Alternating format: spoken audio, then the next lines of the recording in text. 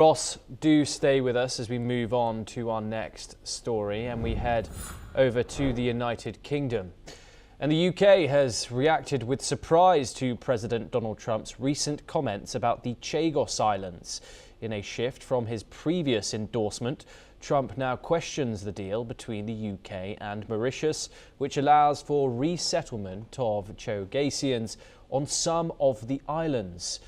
Chagossians who were forcibly removed decades ago to make way for a US military base on Diego Garcia are divided over the deal. Some view Trump's change of stance as a chance for greater self-determination, while others are uncertain about the future. The UK government continues to back the agreement, emphasising its importance despite growing concerns over the potential impact on the Chagos Islanders' rights. Let's listen in to what a UK Minister, Stephen Doherty, had to say. In May, the US Secretary of State said the Trump administration is determined that this agreement secures the long-term, stable and effective operation of the joint US-UK military facility on Diego Garcia. We will, of course, have discussions with the administration in the coming days to remind them of the strength of this deal and how it secures the base. And I am surprised these comments have been made, obviously, in the context of difficult conversations about Greenland, which... Ross Feingold joins us once again to discuss this development. Ross, Trump once backed the the UK-Mauritius deal. Now he is questioning it. Is this about US military interests in Diego Garcia or something else? First, I just checked the announcement from last May by Secretary of State Rubio supporting the UK agreement with Mauritius is still on the website. So I suggest the audience better download and copy that before it gets removed. But yes, the United States did appear to support this arrangement. But looking at it through the lens of the Trump administration's approach to Greenland, to the Panama Canal. It comes as no surprise that the U.S. Actually is taking the position, and President Trump specifically, that the United States has a significant national security interest in maintaining the presence on Diego Garcia without any time horizon whatsoever. And the deal that the UK has negotiated with Mauritius does have a time horizon, however far into the future that might be.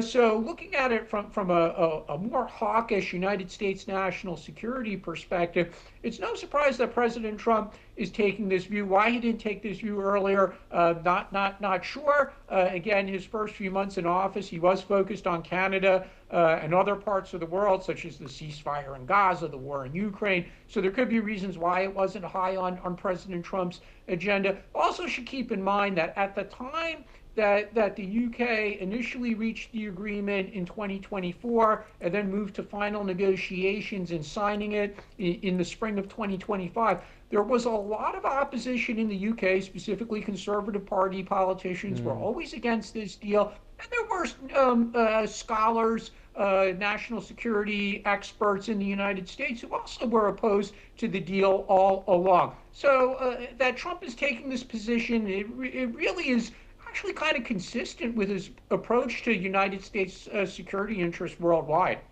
And of course, Donald Trump called this deal a great act of stupidity.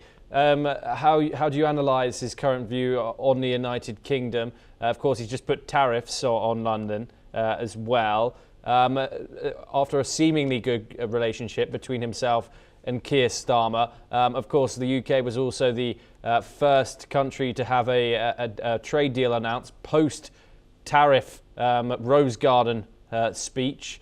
How do you assess the relationship between Washington and London right now? This relationship was always on weak grounds, and the reason why I say so is for no other reason than Trump is a conservative, he's a Republican, and Starmer's left of center, he's labor. So ideologically, the two leaders are coming from very different starting points. Their views on a number of issues differ significantly. For example, climate change and how to respond to that. Other types of international issues, Ukraine, for example, very big disagreement on that as well. International aid in the developing world. I'm sure Starmer would have preferred the United States maintain its same level of giving in places like Africa and U.S. participation in international organizations like the World Health Organization. So yeah, they did have the successes in their relationship. They seemed to get along personally. Trump did make the trade deal, as you mentioned. Trump had the successful visit to London last year. But always this relationship was on thin ground. And also keep in mind, notwithstanding Brexit, Starmer is a Europeanist. He would have preferred that the UK had stayed in the European Union. So significant different views on a number of issues between the two men. Not surprising that it ultimately might fall apart. Ross Feingold, thank you very much for taking the time and joining us. It's always a pleasure to talk to you. We now move on and we stay in Europe. Following the tragic